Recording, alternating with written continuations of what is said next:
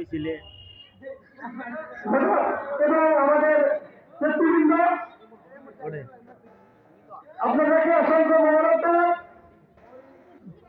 সেই মাগরিবের পর থেকে 2, 3, 4, 5 নম্বর ওয়ার্ডের আজকের এই মিছিলে আপনাদেরকে অংশগ্রহণ করার জন্য আমাদের আজকের এই কার্যক্রম এখানে সমাপ্তি ঘোষণা করবেন। আজকের এই মিছিলে আমাদের সভাপতি, তার আগেই আমরা কিছু নির্বাচনী দিক নির্দেশনা শুনব।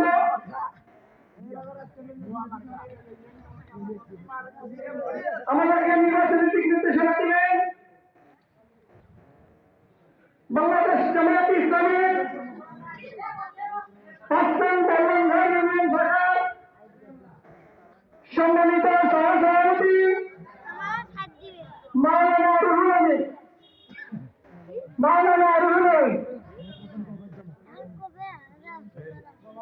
আসসালামু আলাইকুম ওয়া রাহমাতুল্লাহি ওয়া বারাকাতুহু।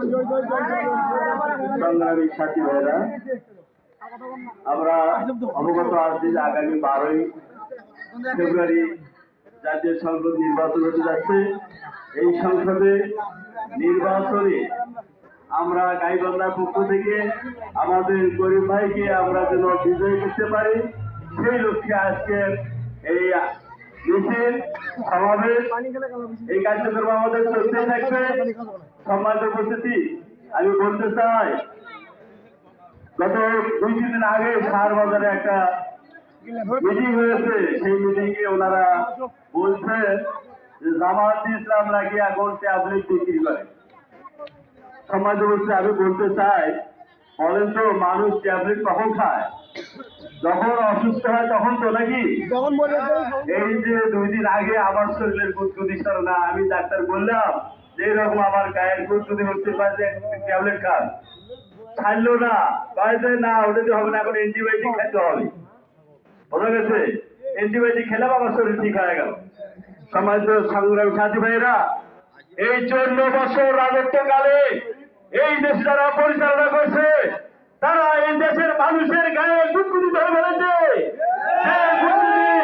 এই গুদগুদি থামাতে এখন প্রয়োজন অ্যান্টিবায়োটিক। জামাত ইসলামী বাংলাদেশ, আজকে বাংলাদেশে যদি জামাত ইসলামী বাংলাদেশ ক্ষমতায় যেতে পারে, তাহলে সম্ভব এই দেশের মানুষের গুদগুদি সরাইতে, এই দেশের মানুষের অশান্তির দূরীভূত করতে পারবে একমাত্র জামাত ইসলাম। এই জন্য আমি আশা রাখি, আমি আপনাদের কাছে বিনীতভাবে অনুরোধ করবো, আসলে সব দল দেখা শেষ। আগামী দিনে জামাত ইসলামের বাংলাদেশ, আগামী দিনে কোরআনের শাসন হবে বাংলাদেশ। এইভাবে আমি আমার সংক্ষিপ্ত কথা শেষ করছি। আসসালামু আলাইকুম ওয়া রাহমাতুল্লাহি ওয়া বারাকাতুহু।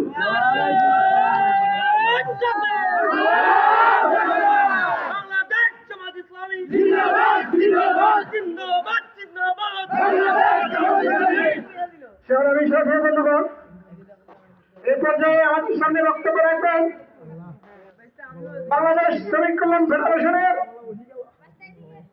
গাইবান্ধা সদর উপজেলা শাখার সম্মানিত সেক্রেটারি, আজকের মিছিলের সম্মানিত সভাপতি মাওলানা আব্দুল কাহার সিদ্দিক। আউযু বিল্লাহি মিনাশ শাইতানির রাজিম। বিসমিল্লাহির রহমানির রহিম। নাহমাদুহু ওয়া নুসাল্লি আলা রাসূলিহিল কারীম। আম্মা বা'দ।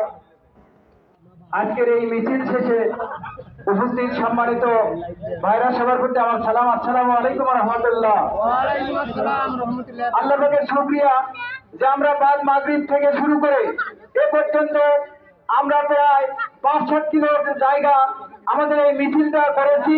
এই মিছিল থেকে আমরা গোটা বল্লমঝড়বাসীকে জানাতে চাই যে বল্লমঝড় হবে জামাত ইসলামের ঘাঁটি, বল্লমঝড় হবে দাড়িপাল্লার ঘাঁটি, বল্লমঝড়ের বিজয়ী। সম্মানিত উপস্থিতি, আমাদের এই খোলাবাড়ি হবে ইনশাআল্লাহ জামাত ইসলামের ঘাঁটি, দাড়িপাল্লার ঘাঁটি। প্রত্যেকটা ঘরে ঘরে গেল আমরা আবারও দাওয়াত পেতে পারি। আগামী 12 তারিখের যে নির্বাচন আসবে, এই নির্বাচনে আমরা এই মিছিল থেকে বলতে চাই যে এই মিছিল থেকে আমাদের দাওয়াতি কাজ শুরু। আমরা 12 তারিখ পর্যন্ত আমাদের প্রত্যেকটা ভোটারের কাছে পৌঁছব এবং তাদেরকে দাঁড়িপাল্লা ন্যায় ইনসাফের মার্কার কথা বলবো এবং ন্যায় ইনসাফের মার্কায় ভোট চাবো ইনশাআল্লাহ। সম্মানিত উপস্থিতি, আমরা এতক্ষণ যে পরিশ্রম করলাম, আল্লাহ যেন আমাদের এই পরিশ্রমকে কবুল করে এবং বাংলাদেশের মধ্যে কল্যাণকারী ইউনিয়নকে যেন দাঁড়িপাল্লা মার্কায় বিজয়ী করে সুনাম অর্জন করার তৌফিক দান করেন। সম্মানিত উপস্থিতি, তাই আসুন আমাদেরকে যারা কূটনীতিকভাবে অপব্যবহার করে, যারা অপকথা বলে, যারা অনৈতিকতা কথা বলে, আমরা তাদেরকে দেখিয়ে দেব 12 তারিখের নির্বাচনে যে আসলে আমরা ওই সকল কথার মধ্যে নাই। যারা ওই সকল কথা বলে কেবল তারাই জালিম, তারাই আল্লাহর শত্রু, তারাই দাঁড়িপাল্লার শত্রু, তারা জনগণের শত্রু। সম্মানিত উপস্থিতি, এজন্য আসুন আমরা আগামী 24 তারিখে পরশবাড়িতে আমিরে জামাত আসবে, আমরা সেই জনসভায় সবাই যুক্ত হব এবং ওই জনসভাকে অবশ্যই সফল করব। এই সভা ব্যক্ত করে আপনাদের সুস্বাস্থ্য কামনা করে আগামী দিনে প্রত্যেক দিন যেন আমরা একটু করে মিছিল করতে পারি, দাওয়াতি কাজ করতে পারি, আল্লাহ আমাদেরকে এই তৌফিক দান করুক। এই সভা ব্যক্ত করে আমি আমার কথা এখানে শেষ করছি। আসসালামু আলাইকুম ওয়া রাহমাতুল্লাহ। আপনারা যারা যেখান থেকে এসেছেন সেখানে চলে যাবেন, আমাদের কয়েকজন ভাইয়ের সঙ্গে দেখা করবেন, আরাফাত, রওশন এবং আমাদের মমিন ভাই, এদের সঙ্গে আপনারা যোগাযোগ করবেন। যোগাযোগ করে আপনারা একটু দেখা করে চলে যাবেন ইনশাল্লাহ। আর নামাজটাকেও মিস করবেন না। আমরা এশার নামাজ একটু দেরিতে হলেও পড়বো, আগামী যে যেখানে যাবেন সেখানেই নামাজটা আদায় করে নেবেন। আমরা এখনই নামাজ পড়বো, যারা আমাদের সাথে নামাজ পড়বেন এই মসজিদে নামাজ পড়বেন। আল্লাহ আপনাদেরকে কবুল করুক এবং আপনাদের প্রচেষ্টাগুলোকে কবুল করুক। আগামী দিনের 12 তারিখে যেই ফলাফল আসবে এই ফলাফলে যেন আপনাদের প্রচেষ্টাকে আল্লাহ বিজয়ী করে দেয়। সবাই বলে আমিন। আসসালামু আলাইকুম ওয়া রাহমাতুল্লাহ।